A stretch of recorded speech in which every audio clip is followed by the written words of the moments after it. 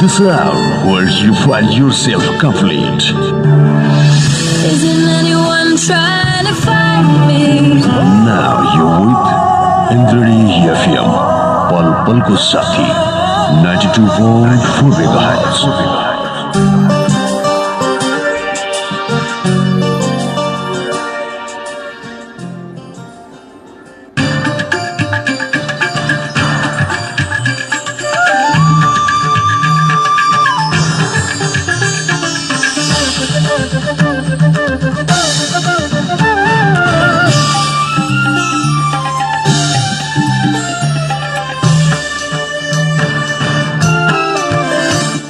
दाङको गढुवा गाउँपालिकाले सबै ओडामा स्वास्थ्य सेवाको पहुँचलाई विस्तार गर्ने गाउँपालिका अध्यक्ष यादवको भनाई।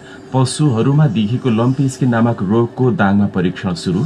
दाङमा करिब 54,000 मानिस घरबार विहीन। तिहारपछि आवश्यक छानबिन गरी लाल पूर्जा वितरण गर्ने तयारी। पश्चिम दाङको हापुरेमा नागरिक सहायता कक्ष आजदेखि शुभारम्भ। कोरोना विशेष अस्पताल दाङमा बिरामी भर्ना नहुँदा खाली हुँदै जिल्लाभर कोरोना संक्रमणको दर भने ह्वात्तै बढ्यो। कोरोना बिमा गरेका व्यक्तिमा संक्रमण भए परीक्षण र उपचार खर्च सरकारले अब नबेहोर्ने। भारतको आन्ध्र प्रदेश र तेलंगानामा भीषण वर्षासँगै आएको बाढीमा परि 20 जनाको मृत्यु। कयौं घरहरू डुबानमा। चेक रिपब्लिकमा पनि 3 साताका लागि लकडाउन गर्ने घोषणा। र युएईमा जारी 13औं संस्करणको इन्डियन प्रिमियर लिग T20 क्रिकेटमा आज दिल्ली क्यापिटल्स र राजस्थान रोयल्स बीच प्रतिस्पर्धा हुँदै।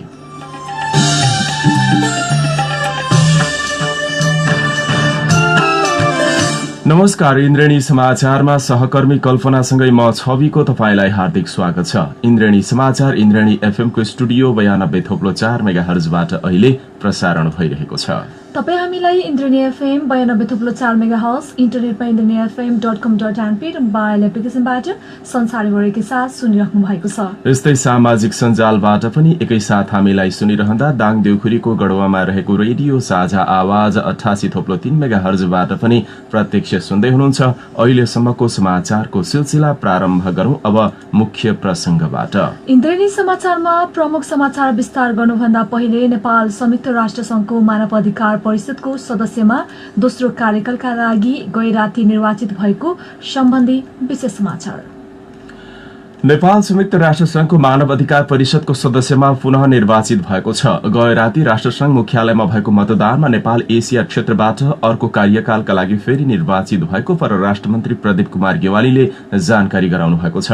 यसअघि सन् 2018 देखि मानव अधिकार परिषदको सदस्य रहँदै आएको नेपाललाई अरू 2 वर्ष सोही भूमिकामा रहेर काम गर्ने मौका पनि मिलेको छ। गए राति भएको मतदानमा नेपालले 150 भोट प्राप्त गर्यो। अब सन् 2023 सम्मका लागि नेपाल यसको सदस्य बनेको छ। मन्त्री गेवालीले नेपाललाई सहयोग गर्ने सबै मुलुकप्रति आभार व्यक्त समेत गर्नुभएको छ। एसियाबाट नेपाल सहित चीन, पाकिस्तान र उज्बेकिस्तान निर्वाचित भएका छन्। परिषदमा कुनै एक देश 2 पटकसम्म निर्वाचित हुने व्यवस्था रहेको छ। दाङ देउखुरीको गढुवा गाउँपालिकाले सबै वडाहरूमा स्वास्थ्य सेवाको पहुँचलाई विस्तार गर्ने भएको गाउँपालिकाका अध्यक्ष सहजराम यादवले बताउनु भएको छ। सर्पको टुकाइबाट वर्षिने अकालमै धेरै नागरिकहरूको ज्यान गएको र सर्पदंश उपचार केन्द्र स्थापनाको माग गर्दै गएको तीजमा महिलाहरूले गीत गाएको र रेडक्रसले नाटक प्रस्तुत गरेको शब्द दृश्य भावबाट प्रभावित भएर सेनाको प्राविधिक सहित उपचार हुने गरी 1 करोडको लागतमा सर्पदंश उपचार केन्द्रको भवन तथा नेपाली सेना बस्ने ट्रस्ट भवन निर्माण भइसकेको र सेवा सुचारू भइसकेको स्वास्थ्य संयोजक कैलाश चौधरीले जानकारी दिनुभएको छ। गढुवा तथा गोबरडिहाको स्वास्थ्य चौकीमा नागरिकको स्वास्थ्य पहुँच बढाउन गाउँपालिकाले करार सेवामा 1 जना एमबीबीएस डाक्टर राखेर सेवा प्रवाह गरेको छ। विगतमा सर्पदंशका बिरामीहरूलाई एम्बुलेन्स सेवा बापत बढीमा 4,000 सम्म प्रदान गर्दै आएको छ।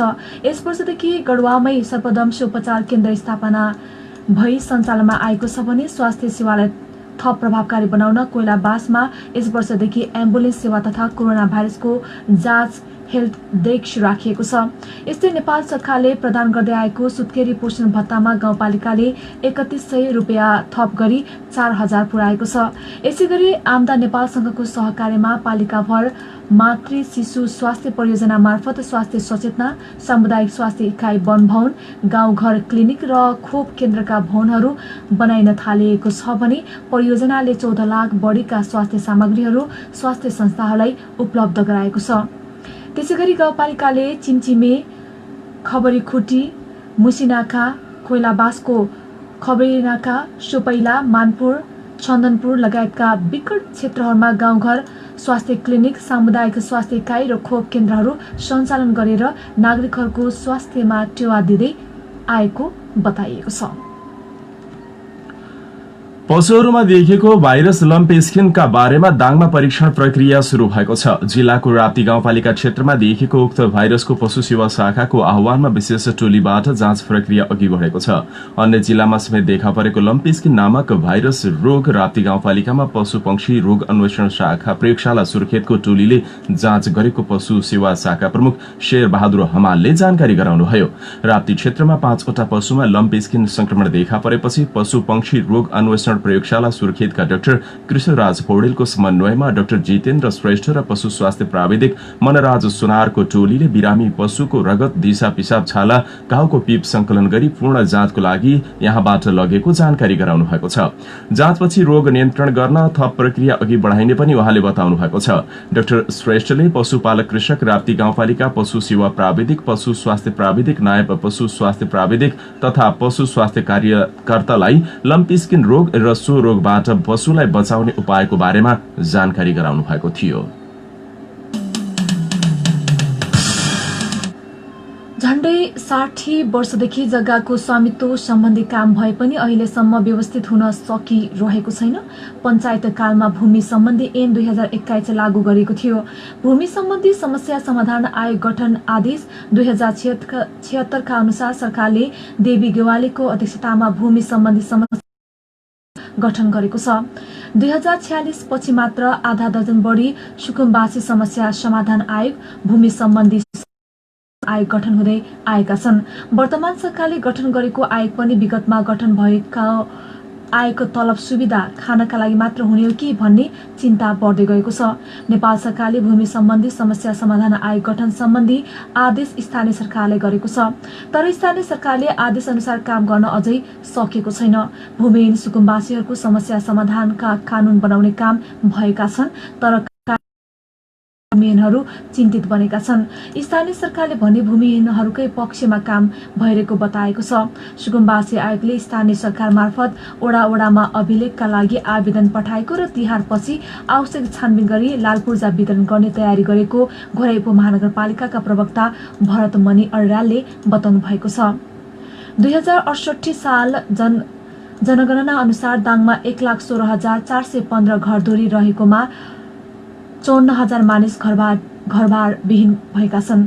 2071 सालको सुकुम्बासी आयोगमा 54,000 सुकुम्बासीहरूले जग्गा पाउन निवेदन दिएका थिए। उक्त तथ्याङ्क अनुसार जिल्लामा करिब 18,000 बिघा जमिन एलानी रहेको छ। पश्चिम दाङको हापुरेमा नागरिक सहायता कक्ष आजबाट शुरू भएको छ। नेपालीहरूको महान पर्व विजयादशमी, दीपावली, छठ लगायतका अवधिमा सवारी साधन र यात्रुको चापलाई मध्यनजर गर्दै थप सुरक्षा सावधानी अपनाउनका लागि आजबाट सो सहायता कक्ष स्थापना गरी शुरूआत गरिएको छ। यात्रुहरूको चापलाई मध्यनजर गर्दै यात्रुलाई पढ्न जाने पिदमर्का र गुनासो सुनवाई गर्न आजबाट सो सहायता कक्ष स्थापना गरिएको हो। इलाका प्रहरी कार्यालय हापुरेका इन्चार्ज कृष्ण खड्काको अध्यक्षता, इलाका प्रहरी कार्यालय खिलतपुरका ट्राफिक प्रहरी प्रमुख थल बहादुर रेउलेको उपस्थितिमा नागरिक सहायता कक्ष आजबाट शुभारम्भ गरिएको छ। सो अवसरमा विभिन्न यातायात व्यवसाय प्रणालीका कर्मचारी, सवारी चालक तथा सहचालक लगायत आम नागरिकको सहभागिता थियो। दाङमा एक किशोरीलाई सामूहिक बलात्कार गरेको अभियोगमा 2 जना पक्राउ परेका छन्। तुलसीपुर उपमहानगरपालिका वडा नम्बर 5 रानी जरुवा निवासी 17 वर्षीय एक किशोरीलाई सामूहिक बलात्कार गरेको अभियोगमा 2 जना किशोर पक्राउ परेको प्रहरीले जनाएको छ। पक्राउ पर्नेमा तुलसीपुर 5 कै 18 वर्षीय विष्णु बुढाथोकी र तुलसीपुर 7 निवासी 18 वर्षका करण सार्की रहेको इलाका प्रहरी कार्यालय तुलसीपुरका प्रमुख डीएसपी शिवबहादुर सिंहले जानकारी दिनुभएको छ। दुवैजनालाई तुलसीपुर क्षेत्रबाट पक्राउ गरी थप अनुसन्धान भइरहेको डीएसपी सिंहले बताउनु भएको छ। दाङमा पछिल्लो समय कोरोना संक्रमित बढ़िरहँदा कोरोना संक्रमितको उपचारका लागि खोलिएको कोरोना विशेष अस्पताल बेलझुण्डेमा भने उपचारका लागि पुग्नेको संख्या अत्यन्तै कम हुँदै गएको छ। पछिल्लो समय कोरोना संक्रमणको दर भने उल्लेख्य बढेको छ। संक्रमित हुनेहरू घरमै बसिरहेका छन्। एक साताको तथ्याङ्क फर्केर हेर्दा जिल्लामा कोरोना संक्रमित बढेर उल्लेख्य रूपमा ग्राफ माथि पुगिसकेको छ। सरकारी लापरवाहीका कारण पनि जिल्लाका अधिकांश कोरोना संक्रमितहरू पछिल्लो समय घरमै बस्न बाध्य छन्। स्वास्थ्य कार्यालय दाङले दिएको तथ्याङ्क अनुसार हालसम्म कोरोना संक्रमितको संख्या 1519 पुगेको छ। ती मध्ये 1139 जना उपचारपछि घर फर्किसकेका स्वास्थ्य कार्यालय दाङका कोभिड-19 फोकल पर्सन कमल चन्दले जानकारी दिनुभयो। उहाँका अनुसार अहिलेसम्म दाङमा 6 जना संक्रमितको मृत्यु भएको छ भने 300 बढी सक्रिय संक्रमित छन्। उनीहरूमध्ये 10 बेड आईसीयू सहित करिब 70 जना बिरामीको उपचारका लागि प्रदेश सरकारले स्थापना गरेको बेलझुण्डेको कोरोना विशेष अस्पतालमा अहिले बिरामीको संख्या भने अत्यन्तै कम छ। त्यहाँ अहिले सक्रिय संक्रमित घरमै रहँदा पनि विशेष परिस्थितिमा बाहेक त्यहाँ राखेर उपचार गरिएको छैन। अहिले 10 जना मात्रै कोरोना संक्रमितहरू त्यहाँ उपचाररत छन्। यस्तै देउखुरी कोरोना विशेष आइसोलेसन सेन्टर मौरीघाटमा पनि 41 जना रहेका छन् भने कतिपय कोरोना संक्रमितहरू होटल आइसोलेसनमा बसिरहेका छन्। आज मात्रै दाङका 12 जनामा कोरोना संक्रमण भएकाहरू मध्ये सबै प्राय घरमै बसिरहेका छन्। 300 बढी सक्रिय संक्रमितहरू घरमै बसिरहेका स्वास्थ्य कार्यालय दाङले जानकारी गराएको छ। अब कोरोना सम्बन्धी केही समाचार। तुलसीपुरमा आज थप 12 जनामा कोरोना संक्रमण पुष्टि भएको छ। राप्ती स्वास्थ्य विज्ञान प्रतिष्ठान घोराईमा गरेको परीक्षणमा 10 जना, नेपालगञ्ज भेरी अस्पतालमा 1 जना र काठमाडौँको टेको अस्पतालमा 1 जना गरी 12 जनामा कोरोना पुष्टि भएको हो। कोरोना पुष्टि भएकाहरूमध्ये केही सरकारी कार्यालयका कर्मचारी, व्यवसायी समेत रहेको तुलसीपुरका कोभिड-19 फोकल पर्सन विमल केसीले जानकारी दिनुभएको छ। यो सँगै तुलसीपुरमा कोरोना पुष्टि हुनेको कुल संख्या 338 पुगेको छ, जसमध्ये 223 जना निको भएर घर फर्किसक्नु भएको छ। यस्तै 115 जना विभिन्न आइसोलेसनमा रहेको केसीले जानकारी दिनुभएको छ। तीमध्ये बेलझुण्डीको कोरोना विशेष अस्पतालमा 3 जना, भेरी अस्पतालमा 1 जना, होटलको आइसोलेसनमा 8 जना बस्नु भएको छ भने अन्य 101 जना होम आइसोलेसनमा रहेको केसीले जानकारी दिनुभएको छ। यता जिल्ला समन्वय समिति दाङका 1 कर्मचारीमा कोरोना संक्रमण पुष्टि भएपछि कार्यालयबाट दिइने सेवा प्रवाह स्थगित हुन पुगेको छ। समन्वय समिति अधिकारी सावित्रा पुन थापाले आज एक सूचना प्रकाशित गर्दै कार्यालयबाट प्रदान गर्ने अति आवश्यक सेवा बाहेक अन्य सेवा भोलिदेखि कार्तिक 3 गतेसम्म 5 दिनका लागि बन्द गरिएको जानकारी गराउनु भएको छ। सरकारी कर्मचारीमा समेत कोरोना संक्रमण देखिन थालेपछि जिल्लाका आधा दर्जन बढी सरकारी कार्यालय अत्यावश्यक सेवा बाहेक बन्द भइसकेका छन्। स्वास्थ्य तथा जनसंख्या मन्त्रालयले कोरोना बिमा गरेका व्यक्तिमा संक्रमण भए कोरोनाको परीक्षण र उपचार खर्च स्वयंले नै बेहोर्नु पर्ने जनाएको छ। मन्त्रालयले कोरोना संक्रमण परीक्षण सम्बन्धी बनेको नेशनल टेस्टिङ गाइडलाइनको 5औं संशोधन गरिएको हो। मन्त्रालयका प्रवक्ता डाक्टर जागेश्वर गौतमले आर्थिक रूपमा विपन्न, अशक्त, असहाय, एकल महिला, अपाङ्ग, ज्येष्ठ नागरिक, फ्रन्टलाइनमा खटिने स्वास्थ्यकर्मी, सुरक्षाकर्मी र जोखिम क्षेत्रमा काम गर्ने कर्मचारीको मात्र कोरोना संक्रमण परीक्षण र उपचार निशुल्क गर्ने जानकारी दिएको छ। उहाँका अनुसार सरकारको निशुल्क परीक्षण र उपचारको मापदण्डमा परेका कुनै पनि व्यक्तिले कोरोना बिमा गरेको भए परीक्षण र उपचार खर्च बिमा रकमबाट नै बेहोरिनेछ। एन्टिजेन टेस्ट, मास स्क्रिनिङ, तुरुन्तै रिपोर्ट चाहिनेको लागि र धेरै व्यक्ति एकै स्थानमा बस्ने ब्यारेकमा प्रयोग गरिने उहाँले जानकारी दिनुभएको छ। आज दाङका 12 जना सहित मुलुकभर थप 2638 नयाँ संक्रमित फेला परेका छन्। स्वास्थ्य तथा जनसंख्या मन्त्रालयका प्रवक्ता डाक्टर जागेश्वर गौतमले दिनुभएको पछिल्लो अध्यावधिक विवरणमा जनाइए अनुसार पछिल्लो 24 घण्टामा मुलुकभर 2638 नयाँ संक्रमित थपिएका छन्। यो सहित सक्रिय संक्रमितको संख्या नेपालमा 36,367 पुगेको छ। यो सँगै कुल संक्रमितको संख्या भने 1,17,996 पुगेको हो। यस्तै पछिल्लो 24 घण्टामा 2,174 जना भने देशभरका विभिन्न अस्पतालबाट उपचारपछि निको भई डिस्चार्ज भएका छन्। हालसम्म डिस्चार्ज हुनेको संख्या 80,954 पुगेको छ।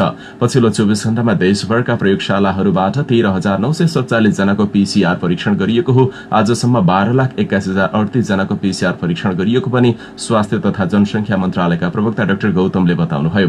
देशभरका संस्थागत आइसोलेसनमा 14,819 जना र होम आइसोलेसनमा 21,548 जना रहेको पनि उहाँले जानकारी गराउनु भएको छ। यस्तै कोरोना भाइरसको संक्रमणबाट थप 12 जनाको मृत्यु भएको छ। स्वास्थ्य तथा जनसंख्या मन्त्रालयका अनुसार पछिल्लो 24 घण्टामा थप 12 जनाको कोरोनाबाट मृत्यु हुँदा यो सँगै मृत्यु हुनेको संख्या 675 पुगेको छ। यसैबीच स्वास्थ्य तथा जनसंख्या मन्त्रालयले 6 अस्पतालका लागि 15-15वटा आईसीयू पठाएको जनाएको छ।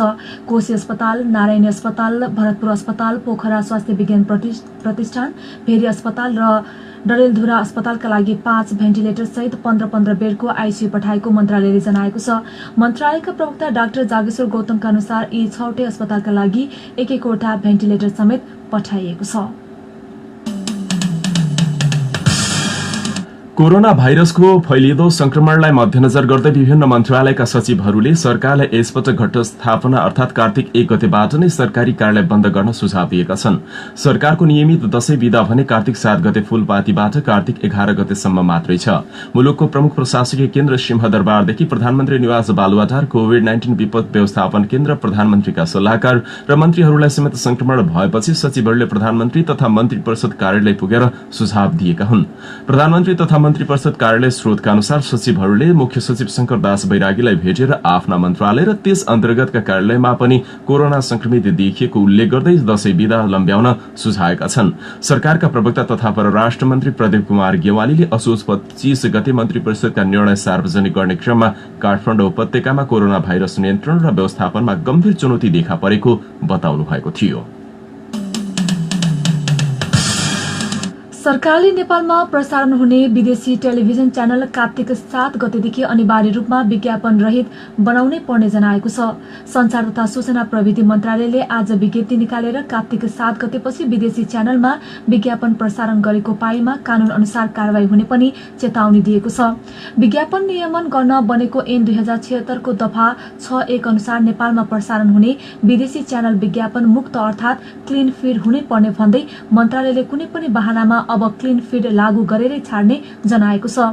Indian broadcaster forum, Discovery network, BBC news, Nepal cable television महासंघ लगायत संस्थाले क्लिन फिडको म्याद थप गर्न पत्र पठाएकोमा पनि मन्त्रालयले ध्यानाकर्षण भएको जनाएको छ। यसले नै 1 वर्षको तयारी अवधि दिएको र यो तयारी अवधि कार्तिक 7 गते सकिने भएकोले कार्तिक 7 गतेपछि सबै विदेशी च्यानल अनिवार्य रूपमा विज्ञापन रहित बनाउन मन्त्रालयले आग्रह गरेको छ। सर्वोच्च अदालतले लोकसेवा आयोगको विज्ञापन रोक्न अन्तरिम आदेश जारी गरेको छ। आयोगले असोज 29 का लागि प्रकाशित गरेको नेपाल विविध सेवा समूह अन्तर्गत राजपत्राङ्कित प्रथम श्रेणी तहको सूचना प्रविधि विज्ञ पदका लागि आन्तरिक प्रतिस्पर्धाबाट पदपूर्तिका लागि गरेको विज्ञापन रोक्न अन्तरिम आदेश जारी गरेको हो। लिखित परीक्षामा प्रतिस्पर्धात्मक रूपमा सामेल भई उत्तीर्ण भएका 3 जनाको 2077 असार 31 का लागि अन्तर्वार्ताको मिति तोकिए पनि कोरोना भाइरसका कारण देशभर लकडाउन भएकाले अन्तर्वार्ता नै स्थगनको सूचना जारी भएकोमा स्थगित परीक्षा असोज 29 अर्थात भोलि गर्ने सूचना जारी भएको थियो। तर लिखितमा नाम निस्कने मध्येका 1 जना प्रतिस्पर्धीमा संक्रमण देखिएपछि आइसोलेसनमा बसेका बेला आयोगले नयाँ परीक्षाको सूचना जारी गरेपछि उहाँ सर्वोच्च पुग्नु भएको थियो। सर्वोच्चले उहाँको निवेदनमा सुनवाई गर्दै न्यायाधीश मनोज कुमार शर्माको इजलासबाट नयाँ विज्ञापन प्रकाशन गर्ने निर्णय रोक्न अन्तरिम आदेश जारी भएको छ। सत्तारूढ नेपाल कम्युनिस्ट पार्टी नेकपाका उपाध्यक्ष वामदेव गौतम विरुद्धको मुद्दाको सुनवाई दशैंपछि मात्रै हुने भएको छ। संवैधानिक इजलासमा सुनवाई भइरहेको गौतमको मुद्दामा अदालतका न्यायाधीशमा कोरोना देखिएपछि गत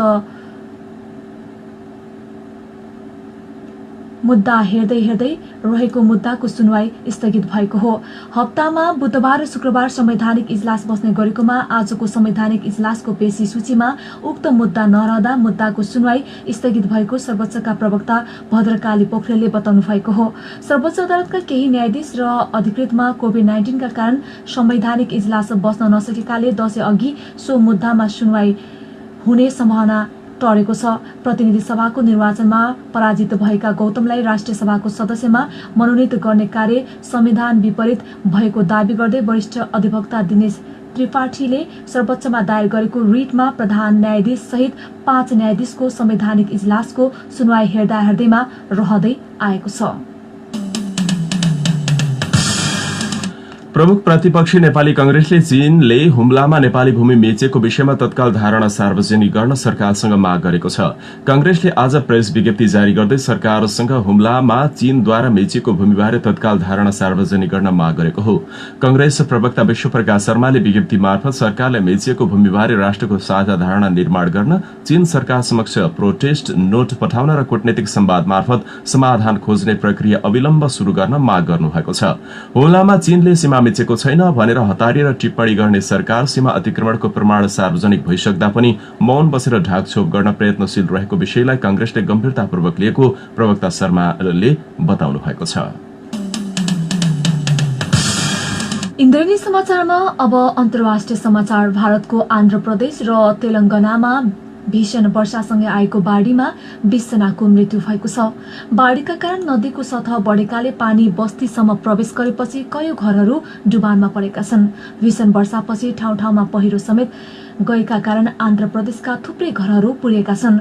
वर्षाका कारण हैदराबादका अधिकांश घरहरूमा पानी पसेको 100 मानिसहरूलाई सुरक्षित स्थानतर्फ सारिएको छ।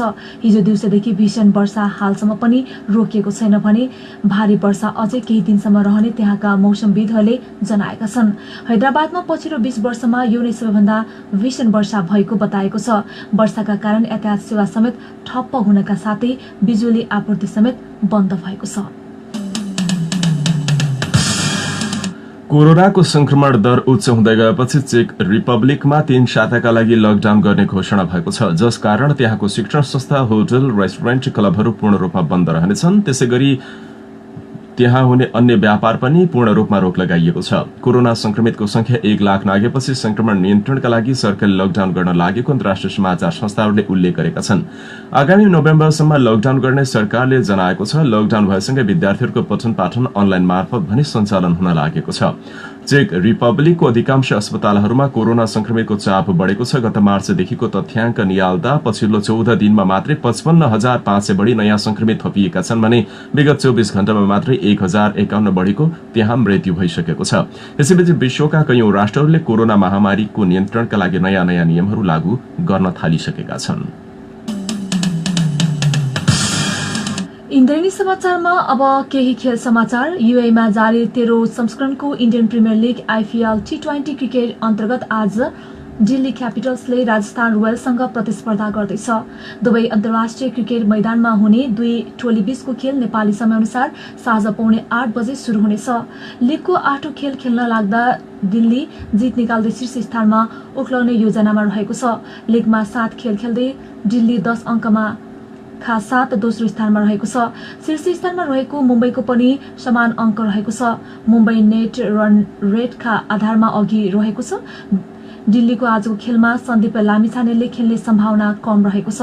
लिगमा दिल्लीले 7 खेल खेलिसक्दा पनि सन्दीपले टिममा स्थान बनाउन सकेका छैनन्। राजस्थान विरुद्ध स्पिनरहरू हाबी बनाउन चाहेमा दिल्लीले सन्दीपलाई स्थान दिने सम्भावना रहेको छ। उसो त टिममा अक्षर पटेल, रविचन्द्र आश्विन जस्ता खेलाडीहरू रहेका छन्। त्यस्तैले गर्दाखेरि सन्दीपले अन्तिम 11 मा स्थान बनाउने सम्भावना कम रहेको छ। यता राजस्थान पनि आजको खेलमा दिल्लीलाई पराजित गर्दै अङ्क तालिकामा आफूलाई बलियो बनाउने योजनामा रहेको छ। लिगमा 7 खेल खेलेको राजस्थान 6 अङ्कसहित तालिकाको 7औं स्थानमा रहेको छ। लिगमा आफूलाई बलियो बनाई राख्न राजस्थानलाई आजको खेलमा जितको आवश्यकता रहेको छ। र युएफए नेसन्स लीग फुटबलमा इंग्ल्याण्ड र डेनमार्क आज भेट्दैछन्। समूह बीमा रहेका दुवै टोली लीगको चौथो खेल खेल्न लागेका हुन्। इंग्ल्याण्डको घरेलु मैदान वेम्बले स्टेडियममा हुने खेल नेपाली समयानुसार राति 12:30 बजेबाट शुरू हुनेछ। घरेलु मैदानमा इंग्ल्याण्ड लगातार दोस्रो जित निकाल्न चाहन्छ। सुरुवाती 3 खेल मध्ये 2 खेलमा जित र 1 खेल बराबरी खेल्दै 7 अंक जोडेको इंग्ल्याण्ड समूहको शीर्ष स्थानमा छ। चौथो खेलमा डेनमार्कलाई पराजित गर्दै इंग्ल्याण्ड शीर्ष स्थानमै रहन चाहन्छ। यस्तै डेनमार्क भने दोस्रो जितको खोजीमा रहेको छ। सुरुवाती 3 खेल मध्येका पहिलो खेल गुमाएको डेनमार्कले दोस्रो खेल बराबरी खेलेको थियो। तेस्रो खेलमा आइसल्याण्डलाई 3-0 ले पराजित गर्दै लीगमा पहिलो जित निकालेको थियो। त्यस्तै आज हुने अर्को खेलमा इटली र नेदरल्याण्ड भेट्दैछन्। समूह ए मा रहेको दुई टोलीले दोस्रो जितको खोजीमा रहनेछन्। खेल इटलीको घरेलु मैदानमा 12:30 बजेबाट शुरू हुने भएको छ। तिनै देश विदेश खेल समाचारका साथ हामी इन्द्रेणी समाचारको अन्त्यमा छौं। जाँदा जाँदै प्रमुख समाचार शीर्षक फेरि एकपटक। दाङको गढुवा गाउँपालिकाले सबै वडाहरूमा स्वास्थ्य सेवाको पहुँचलाई विस्तार गर्ने गाउँपालिकाका अध्यक्ष यादवको भनाई। पशुहरूमा देखिएको लम्पी स्किन नामक रोगको दाङमा परीक्षण सुरु। दाङमा करिब 54,000 मानिस घरबारविहीन। तिहारपछि आवश्यक छानबिन गरी लाल पूर्जा वितरण गर्ने तयारी। पश्चिम दाङको हापुरेमा नागरिक सहायता कक्ष आजबाट सुरु। कोरोना विशेष अस्पताल दाङमा बिरामी भर्ना नहुँदा खाली हुँदै जिल्लाभर कोरोना संक्रमणको दर भने ह्वात्तै बढ्यो। कोरोना बीमा गरेका व्यक्तिमा संक्रमण भए परीक्षण र उपचार खर्च सरकारले नबेहोर्ने। भारतको आन्ध्र प्रदेश र तेलंगानामा भीषण वर्षासँगै आएको बाढीमा परि 20 को मृत्यु। कैयौं घर डुबानमा। चेक रिपब्लिकमा 3 साताका लागि फेरि लकडाउनको घोषणा। र युएमा जारी 13औं संस्करणको Indian premier league T20 cricket अन्तर्गत आज दिल्ली क्यापिटल्स र राजस्थान रोयल्स बीच प्रतिस्पर्धा हुँदै। अवस्थ अहिलेलाई बेलुकी 5:30 को यो इन्द्रेणी समाचार सकियो। समाचार सुनेर साथ दिनुहुने यहाँहरू सबै श्रोता र प्रविधि संयोजन गरी साथ दिने प्राविधिक साथी आर्यल जोशीलाई धन्यवाद। बेलुकी 7:30 बजे अब तपाईँ अर्को इन्द्रेणी डायरी सुन्न सक्नुहुनेछ। अहिलेलाई समाचार कक्षका सबै सहकर्मीहरूसँगै साथी कल्पना अनि म छवि आज्ञा माग्छौं। नमस्कार।